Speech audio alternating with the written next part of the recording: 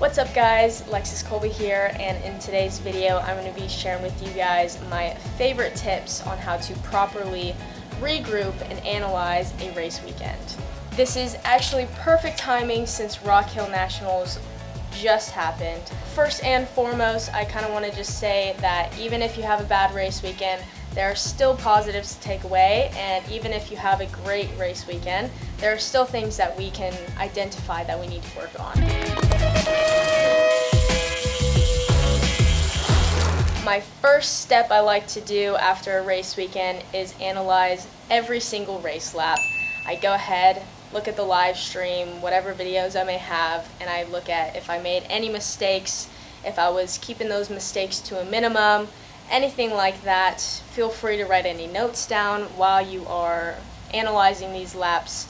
Just kind of be on the lookout for any strengths or weaknesses. So I'm going to be watching one of my not so good laps and one of my better laps to kind of show you what I take away when I analyze my race laps from the weekend. This was first round on Friday. I'm taking into note that I knew I was a little nervous before this race. First race weekend of the season, it was a little windy, definitely had that in my head. Didn't have the best start. Well, I know I have pretty good gate starts at home, and I just let that form kind of fall. Didn't hit my marks around the track, wasn't confident in myself here.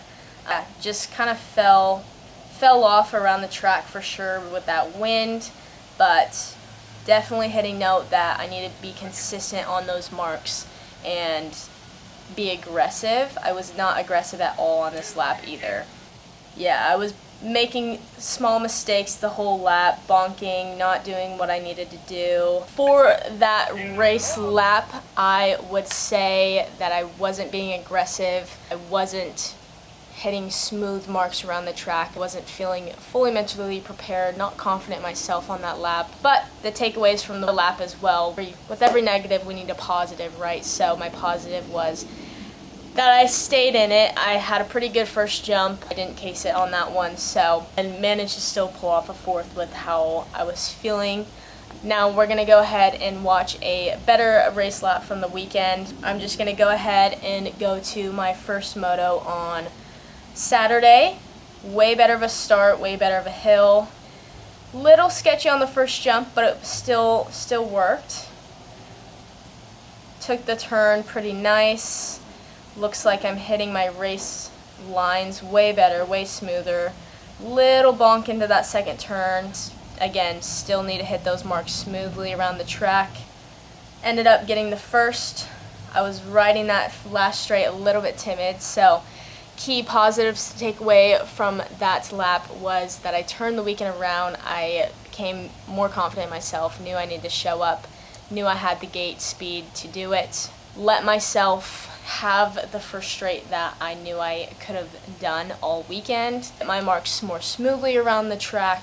Then negatives from that lap were probably just the minimal mistakes I made around the track, like bonking into the second turn, a little sketchy over that first jump, and also just being timid on that last straight from my crash before would be the key takeaways I would take away for the negative side that I would need to work on. So writing those things down, I would just say that I need to work a little bit more on consistency from both of those laps, more aggressive, more confident myself all around on every single lap, because if you can do it once, you can do it every time. Once you have analyzed all of your race laps, if you guys have watched my earlier video on how to stay motivated, you guys know it is amazing to have a training journal, and I kind of just write down any strengths and or weaknesses that I had on the weekend. And guys, it's really important to be honest with yourself here. You gotta watch the mistakes. There are things that we obviously know that we do super well, but it's very, very important to be honest with ourselves on what we can improve on, because that is the first step. If we don't admit that there's a problem, there's no way to fix it. Now guys, it's really, really easy to mix up controllables and non-controllables in a race lap. Now, if someone crashes and you run into them, that is not a mistake on your half, that is just BMX. We can't really write those things down as weaknesses since We are not in control of what other riders do on the track. Really what I want you guys to focus on when writing weaknesses and strengths down are what you can control and what you can do better on. After writing all of those strengths and weaknesses that I've found during my laps down, I usually give my coach a call. If you don't have a coach, feel free to talk to a mentor, a peer, or your parents. Really, it's for someone on the outside perspective seeing things in a different way, because we don't always see all of our weaknesses. So it's super helpful to have someone in your corner that's going to be honest with you and tell you what maybe you're lacking on a little bit. After I have had a call with my coach, talk with parents, mentor, peer, whatever it may be, is creating a plan.